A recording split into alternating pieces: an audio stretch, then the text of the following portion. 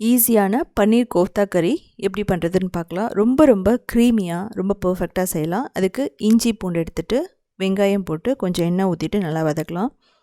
இதுக்கப்புறமா இதில் வந்து நம்ம தக்காளி போட போகிறோம். ஒரு 5 தக்காளி நல்லா பழுத்த தக்காளி போட்டுக்கலாம். உப்பு தேவையான அளவு போட்டுட்டு நம்ம ஒரு நிமிஷம் வதக்குனதுக்கப்புறமா கொஞ்சம் தண்ணி ஊற்றிட்டு நல்லா சாஃப்டாக வரைக்கும் நம்ம இதை வேக வைக்கணும்.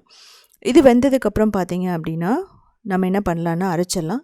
இதில் நம்ம வந்து முந்திரி போட்டிருக்கோம். இதுக்காக நான் முந்திரி போட்டிருக்கேன்னா நம்ம க்ரீம் போட போகிறதில்ல, அதனால் இதுக்கு ஒரு 1/2 கப் தண்ணி இருந்துன்னா போதும். ஸோ இது மாதிரி நல்லா வதக்கிட்டு நல்லா சாஃப்ட் ஆகணும் அந்த தக்காளி முந்திரி வெங்காயம் எல்லாமே. இப்போ ஆற வச்சதுக்கப்புறம் தான் நம்ம அரைக்கணும். இது எந்த அளவுக்கு அரைக்கணும் அப்படின்னா நல்லா ஃபைன் பியூரியாக வந்து நம்ம அரைச்சி வச்சுக்கணும்.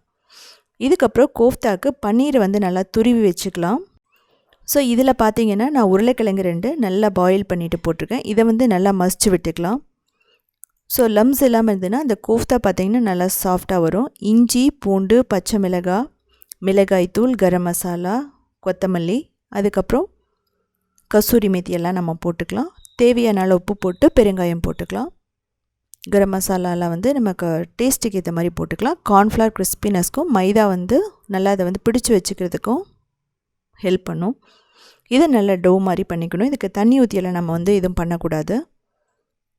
ஸோ இது மாதிரி பண்ணதுக்கப்புறமா நம்ம வந்து குட்டி குட்டி பால்ஸாக பண்ணிடலாம். ஸோ உங்களுக்கு எந்த அளவுக்கு பிடிக்குமோ அந்தளவுக்கு சைஸ் பெருசாகவும் போடலாம், இல்லை இதில் குட்டியாகவும் போடலாம். இது இமீடியட்டாகவும் ஃப்ரை பண்ணலாம், இல்லை நீங்கள் ஃப்ரீசரில் வச்சுட்டு நீங்கள் மார்னிங் பண்ணிவிட்டு ஃப்ரீசரில் வச்சுட்டு நைட்டு கூட நீங்கள் வந்து ஃப்ரை பண்ணி கிரேவியில் போட்டுக்கலாம். ஸோ இது ரெடி ஆகிடுச்சு.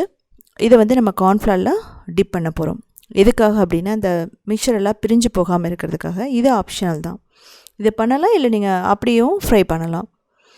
இந்த மாதிரி டீப் ஃப்ரை பண்ண விருப்பம் இல்லாதவங்க பணியாரம் கல்லில் வந்து ஒரே ஒரு டீஸ்பூன் மட்டும் ஆயில் ஊற்றிட்டு இதை அப்படியே வந்து நம்ம கிறிஸ்பியாக வரைக்கும் நம்ம வேக வச்சு எடுத்துடலாம். அதாவது ஆப்பம் பேன் இல்லை வந்து பணியாரம் கல். ஸோ இதெல்லாம் வேணாம் அப்படிங்கிறவங்க நீங்கள் அவனில் பேக் பண்ணுறதுனாலும் நீங்கள் பண்ணிக்கலாம்.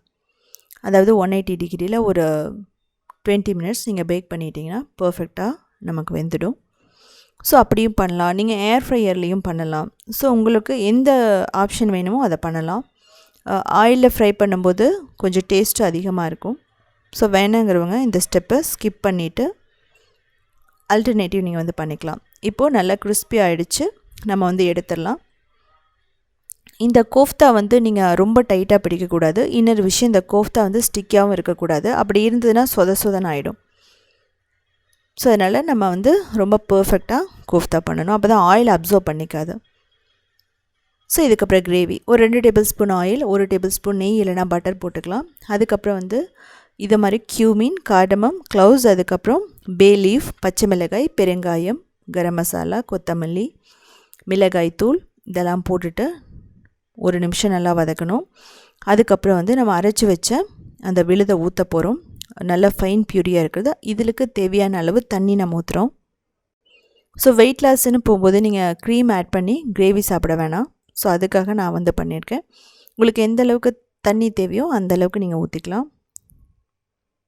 ஸோ இதுக்கப்புறம் நம்ம பார்த்துட்டு கூட கொஞ்சம் தண்ணி ஊற்றிக்கலாம். திக்னஸ்க்கு ஏற்ற மாதிரி மஞ்சள் தூள் நான் வந்து போடுறேன். அதுக்கப்புறம் தண்ணி ஊற்றுறேன். இது ஒரு 5 நிமிஷம் கொதிக்கணும். இப்போ தேவையான அளவு நம்ம உப்பு போட்டுக்கலாம். ஸோ டேஸ்ட்டை பார்த்துட்டு பத்தலைன்னா நம்ம எக்ஸ்ட்ரா கூட நம்ம போட்டுக்கலாம். இது பார்த்திங்கன்னா கொஞ்சம் நல்லா கொதிக்கணும். ஸோ அடிப்பிடிக்காமல் இருக்கிறதுக்கு நல்லா மிக்ஸ் பண்ணி விட்டுக்கலாம். மூடி வச்சு ஒரு 3 நிமிஷம் வேக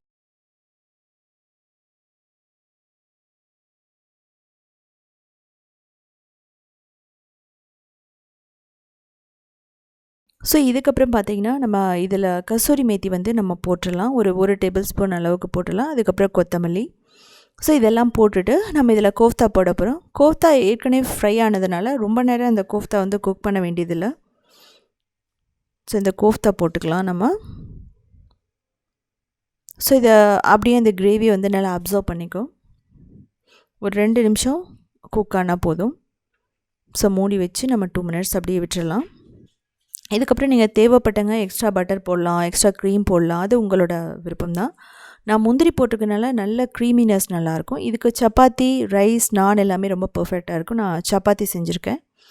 ஸோ நீங்கள் இதே மாதிரியே பண்ணி சப்பாத்தி இல்லை ரைஸுக்கு நாங்கள் எடுத்துக்கலாம். இதுக்கு தேவையான பொருட்கள் நான் இந்த வீடியோட கடைசியில் கொடுத்துருக்கேன், நீங்கள் பார்த்துக்கலாம். ஸோ செஞ்சு பார்த்துட்டு எப்படி இருந்துச்சுன்னு சொல்லிவிட்டு கமெண்ட் பண்ணுங்கள்.